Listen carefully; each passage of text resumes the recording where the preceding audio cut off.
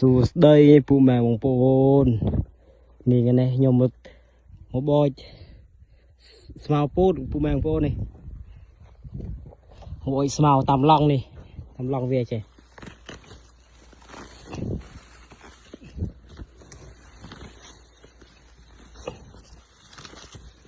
Yang thọt sân thôi phụ mẹ bóng bồn mày chân bòi tê Nè bữa lo nà phụ mẹ bóng bồn đấy mời Tại vì smile đen là smile tầm qual Phết put put em phụ mẹ bóng bồn này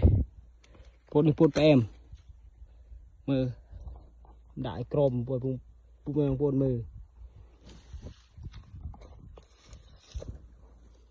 mơ tê smile đen là tê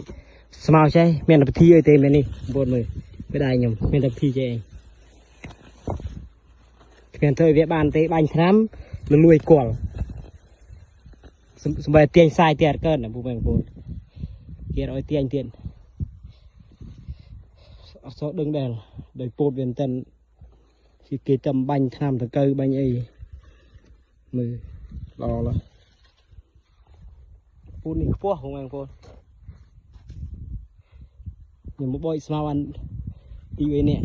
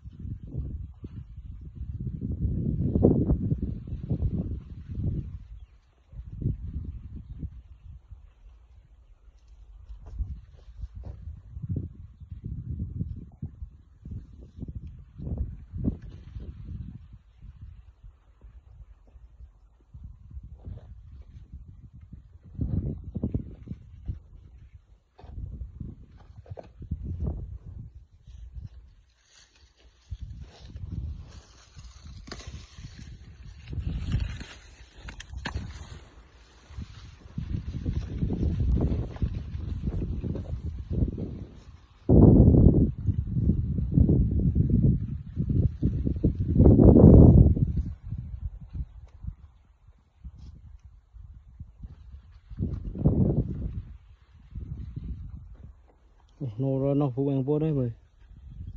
lo bên tên